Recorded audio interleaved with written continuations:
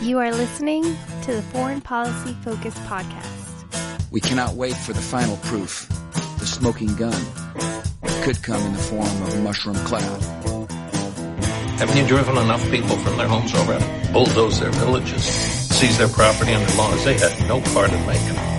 Now working in Libya with friends and allies, we've demonstrated what collective action can achieve in the 21st century. Now the host of the show, Kyle Insel.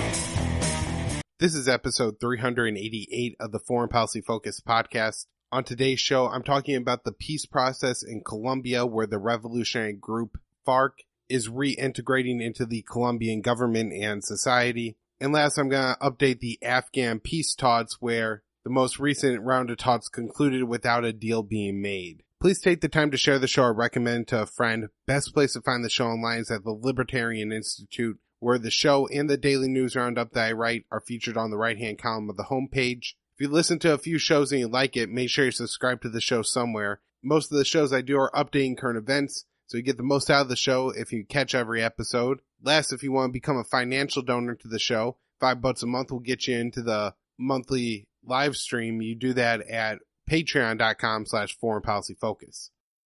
First up today, the revolving door at the Pentagon is quite unbelievable. You know, I'm looking at this now, and James Mattis has gone from board member of General Dynamics, board member of General Dynamics, Secretary of Defense, and now back to board member of General Dynamics, only about 6 months or 7 months after leaving, his position, resigning in protest at Trump attempting to end wars at the end of 2018. I should qualify that Trump's attempt to end wars was pretty weak, and he didn't follow through on it. But Mattis did resign because of that, apparently. Now, the current Secretary of Defense, and I've talked about this quite a bit, is a former Raytheon executive, and the previous, acting Secretary of Defense, the guy between Esper and Mattis, was Patrick Shanahan. And while he didn't get the job because he may have beat his wife, he was also a former Boeing executive who pushed for the Pentagon to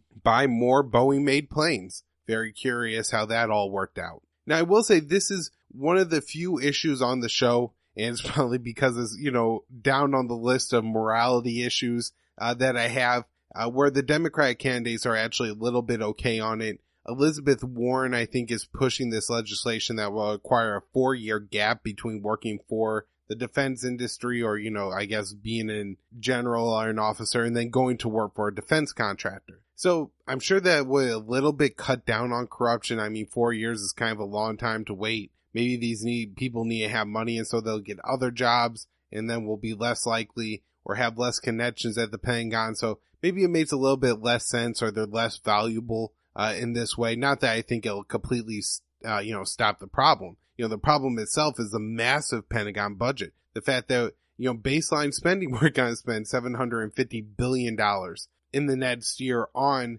the defense budget just says that, it's too big of a honeypot. So you're going to create all this corruption. It's only a natural thing that we should expect to happen. But at least this is an issue that, may come up. And seeing maybe the Democratic candidates attack, the Secretary of Defense or the former Secretary of Defense, because he did go right back to work for this defense contractor. And, maybe they end up kind of trapping themselves in a corner, or a candidate like Tulsi Gabbard could say, I won't hire anybody who worked for the defense industry or something like that. Could force Democrats to start to take those kind of positions on the cabinet members who, are important because they do have an awful lot of power. All right, in Colombia, I guess there's an important date coming up at the end of the month with the peace deal with the FARC. This was signed with the previous president in 2016, and I think kind of had one of the problems that the Iran nuclear deal had, which was it worked. It got, the ends necessary met. It was going to bring peace. It was going to reintegrate a lot of FARC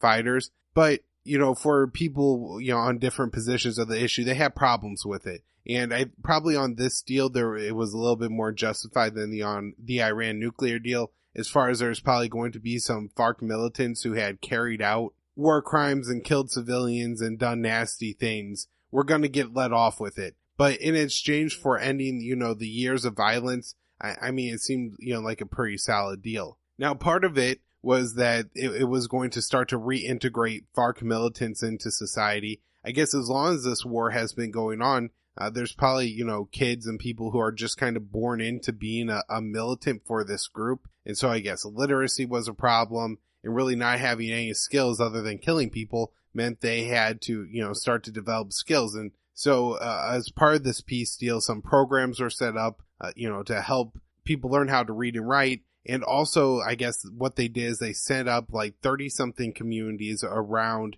Colombia where they're somewhat self-sufficient farms, it sounds like to me. I don't know the exact details, but this is where the former militants would work. It would be a way to start to reintegrate them into the community and develop skills outside of being a militant. It seemed like this program was working quite well, but the new president of Colombia, Ivan Duque, who Brian Sadie, I need to have him back on the show soon. He's a great guy. He does a lot of very good work on criminal enterprises and what's going on in South America and Central America. Points out that this guy is much more of kind of a right-wing hawk and has been opposed to this peace deal from the start because, he says that the FARC aren't punished enough for him. Right? Kind of like, Donald Trump comes in and says, the Iran nuclear deal doesn't cover this, that, and the other thing. I guess somehow in the peace deal, the government needs to fund these programs, or somebody has to, and Duque is prepared to let them run out. So this creates a couple of effects. One is, I guess, like these communities would start to end, and so people that are still being kind of phased out of militarism and back into the community aren't going to get access to the programs. And look, I don't like welfare programs either, but compared to warfare programs, this is kind of the better solution of the two. The other issue is that the military was actually protecting these communities to help reintegrate these people into society because of how nasty this civil war was. And I think the government was, at least as brutal, if not more than the FARC. But the FARC did brutal things to civilians. I think the government did things to civilians and made it look like the FARC to help justify the war as well. So a lot of propaganda efforts. But whether justified or not, there's a lot of hatred for this group and this people. And so part of them remaining unarmed is they have to have some kind of security. The military was providing that, but apparently the military security is going to go away. And so this is putting a lot of FARC members back in the position of, do I need to go out and remilitarize? It's also worth noting that there's other militant groups in Colombia that were at war with the FARC and with the Colombian government too, I guess. It's really quite a mess. And I'm sure a lot of it has to do with the U.S. drug war. And hell, if we could just legalize cocaine, then maybe, the people of Colombia could start to get rich off it rather than the worst, meanest, nastiest of these, drug lords and militant groups.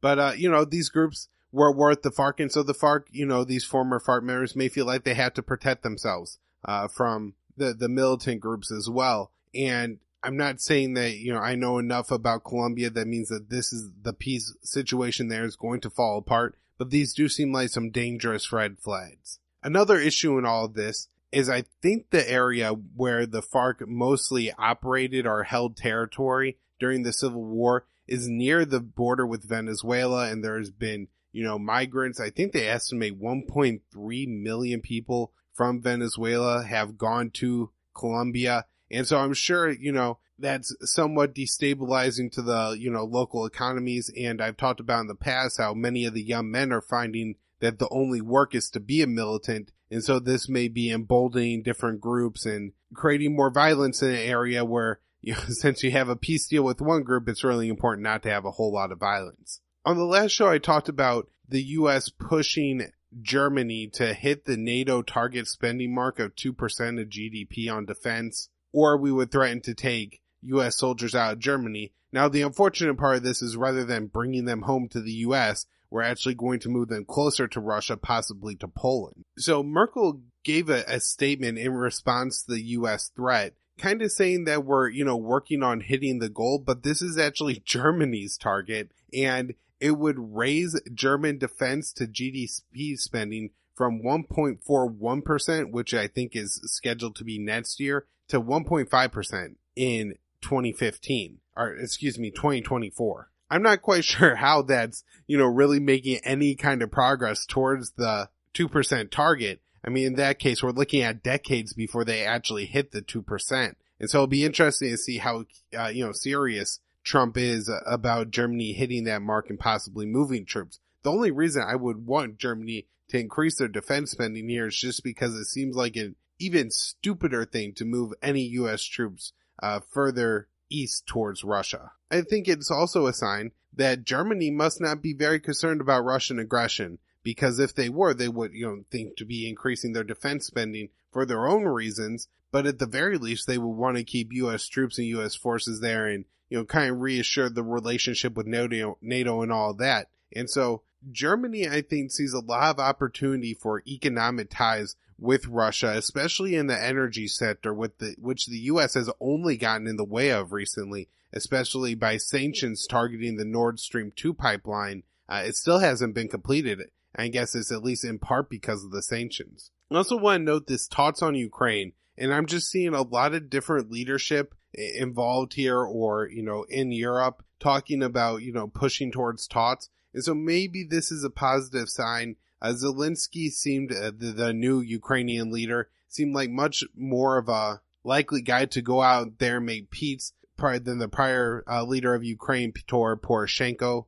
Pass some more reasonable laws that the people in the Donbass region that's currently the opposition held territory in Ukraine may be, less opposed to compared to some of the stuff Poroshenko was doing, like trying to outlaw Russia. There is the very tough matter of the Crimean Peninsula, which is now Russian territory and will remain that way because mostly of the oversteps by the United States in European countries in dealing with Ukraine and supporting a coup attempt during the Maidan revolution there. So there's a lot to be worked out, but with all these leaders, I've heard Macron, Merkel, Zelensky, and Putin all say recently that, hey, they're looking for something here. Maybe after Afghanistan, Ukraine could be next and, officially ending that now, 5-year-long conflict. Just 4 soldiers died there a couple weeks ago, so it's not like nobody's dying in that war. And that there are people that are like living on and near battle lines, and I'm sure it's really disruptive to life and a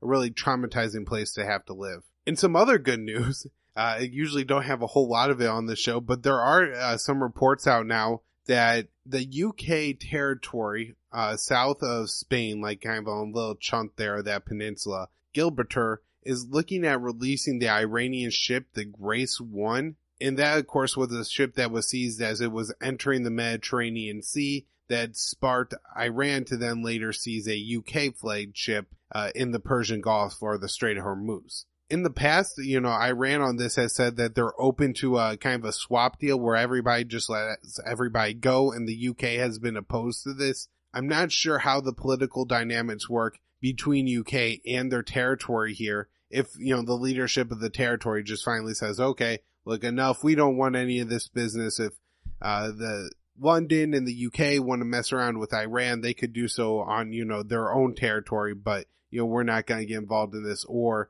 if the UK government kind of just has full say here. I really don't understand how those dynamics work, but the fact that the idea was floated sounds positive to me. I'm guessing that, Boris Johnson is not going to be any better on Iran than the Theresa May government in the UK, and Bolton just had a visit there this week, which, makes me think, I think the press statement even said that he was, encouraging him to be more hawkish on Iran, and that Boris Johnson would likely be a friendlier ear to that than Theresa May was.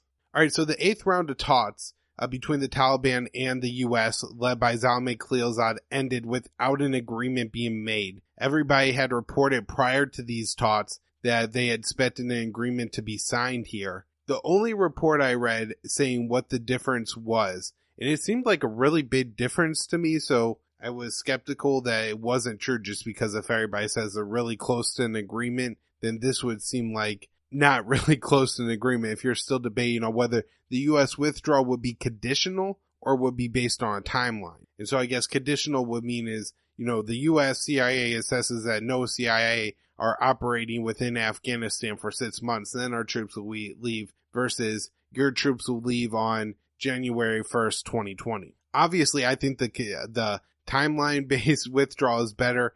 I'm guessing that's what the Taliban are advocating for. As in conditional-based withdrawal would, I'm guessing, allow a lot of different actors within the United States to take up the call to say that the conditions are not being met. A bigger concern I have is that the Houthis seem to be eyeing up these Afghan Tots now or are starting to take swipes at it, including Liz Cheney, who apparently is the number 3 House Republican.